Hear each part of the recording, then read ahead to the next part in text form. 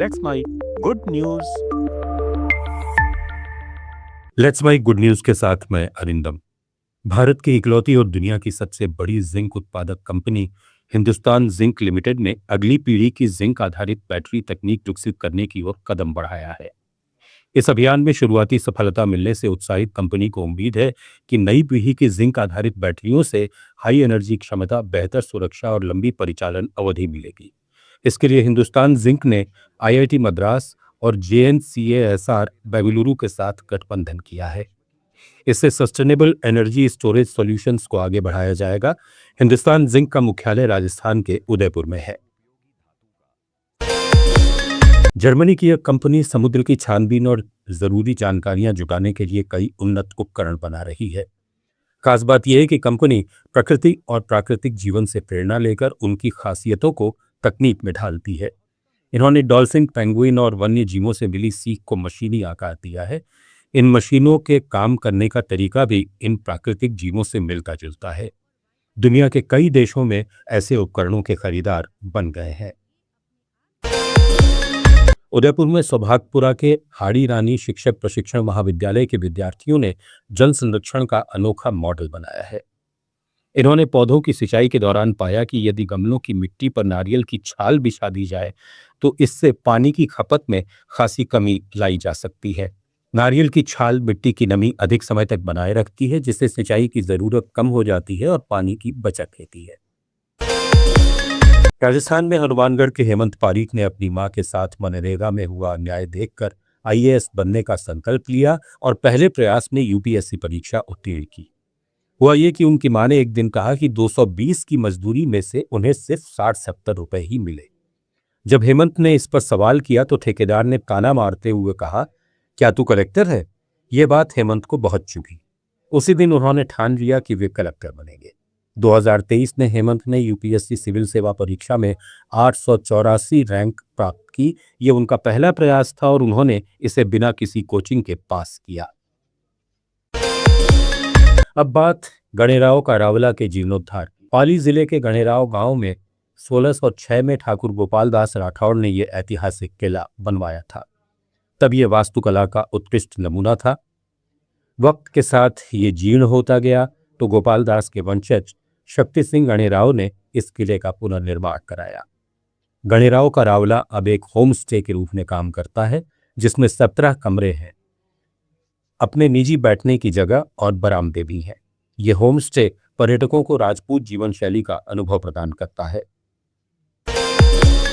त्रिवेंद्रम में जन्मी लक्ष्मी मोहन बाबू पहली ऐसी कलाकार हैं जिनकी कृतियां अंतरिक्ष और समुद्र की गहराई दोनों तक पहुंची हैं।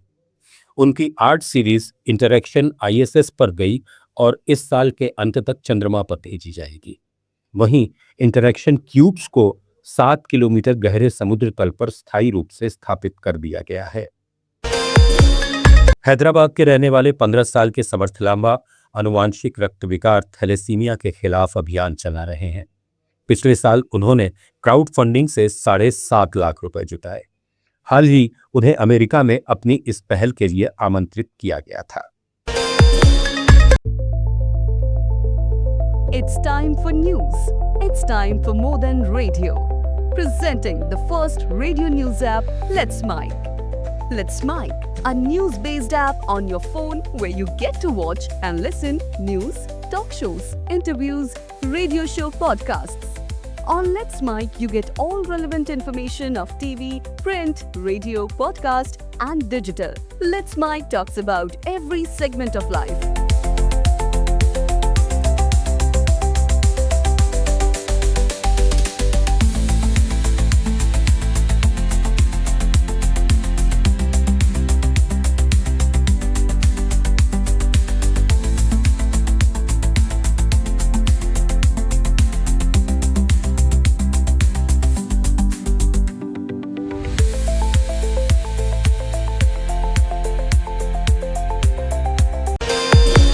भारतीय अंतरिक्ष अनुसंधान संगठन इसरो ने 10 सैटेलाइट्स को रणनीतिक उद्देश्यों के लिए तैनात किया है। ये देश और नागरिकों की सुरक्षा के लिए 24 घंटे काम कर रहे हैं। ये तकनीकी प्रगति देश की रक्षा और आपदा प्रबंधन में महत्वपूर्ण बदलाव ला रही है।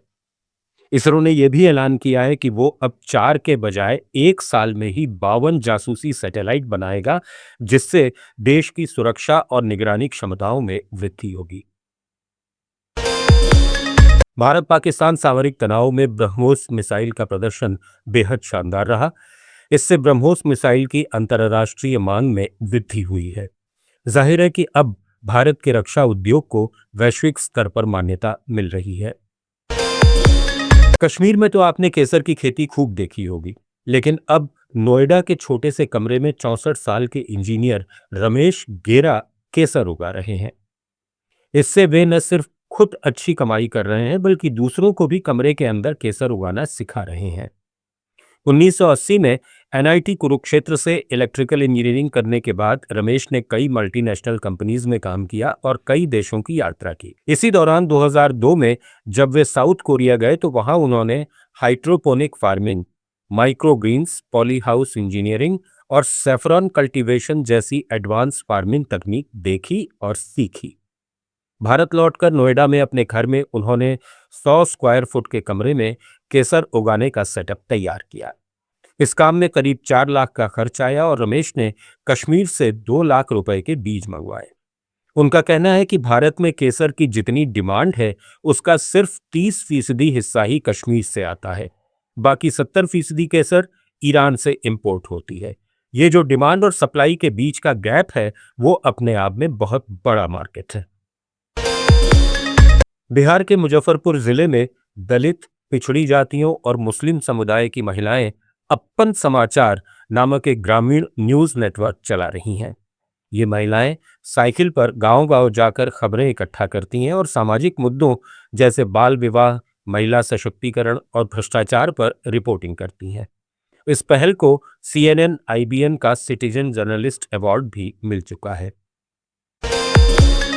अब मिलिए राजस्थान के रहने वाले विनोद भारती से, जो तपती गर्मी और पानी की कमी वाले राज्य में मोती उगाकर आज लाखों रुपए कमा रहे हैं। पेशे से शिक्षक रहे विनोद 7 साल पहले तक कंप्यूटर क्लास चलाते थे। बाद में उन्होंने कम लागत में बड़ा बिजनेस करने के मकसद से ओडिशा के central institute of fresh water aquaculture में मोती उगाना सीखा और 45,000 रुपए के निवेश के साथ जयपुर के पास किशनगढ़ रेनवाल में मोती की खेती शुरू की। उन्होंने पानी के पीएच लेवल से लेकर अमोनिया की मात्रा जैसी बातों का खास ख्याल रखते हुए कड़ी मेहनत के दम पर मोती उगाए और बढ़िया मुनाफा कमाया। आज ये सालाना 10,000 मोतियों का बम्पर प्रोडक्शन कर देश भर में मशहूर हो गए हैं। इनके फार्म से आज विदेशों में भी मोती सप्लाई होते हैं और उनका फार्म आज देश भर के लोगों के लिए मोती प्रोडक्शन का ट्रेनिंग सेंटर बन गया है।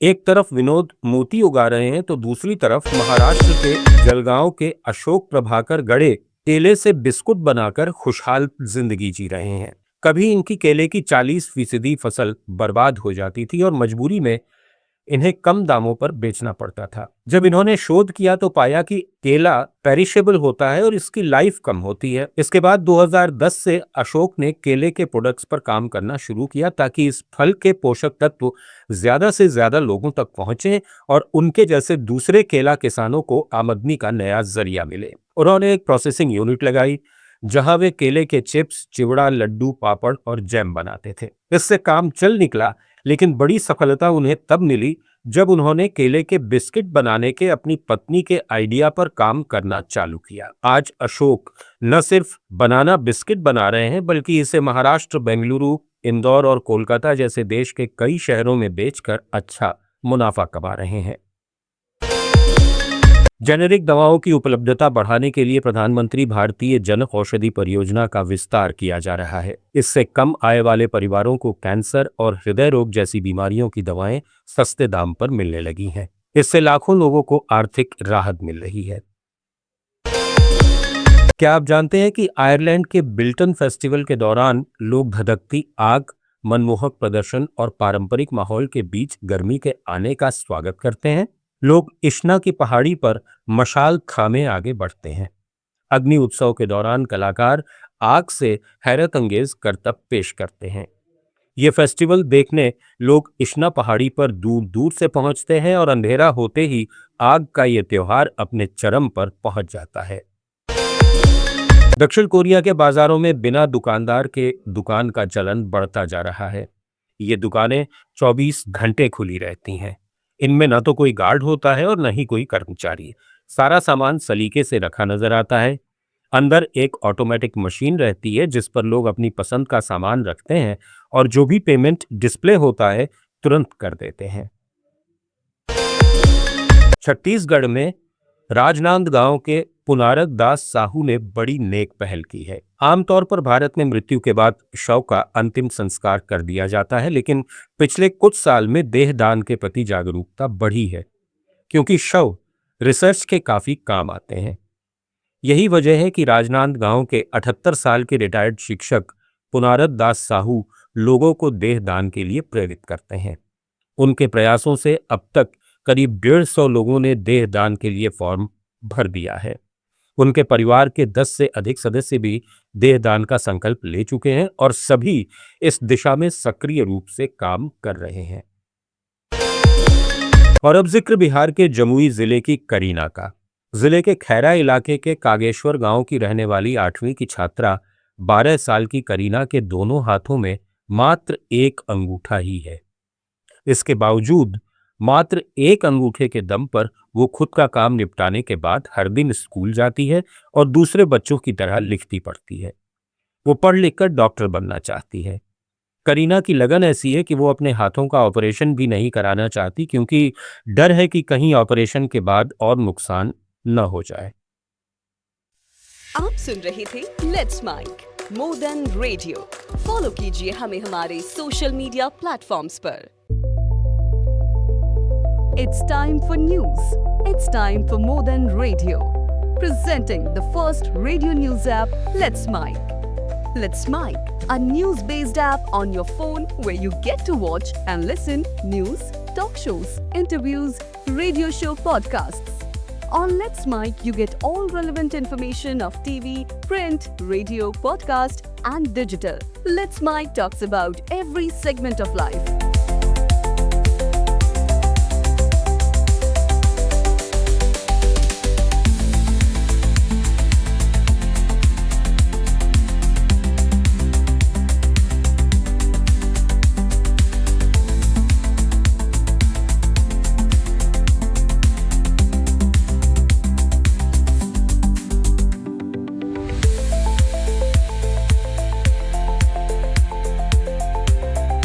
Let's Mike is not just a revolutionary idea. Download the app now from Play Store. Available both on Android and iOS mobile phones.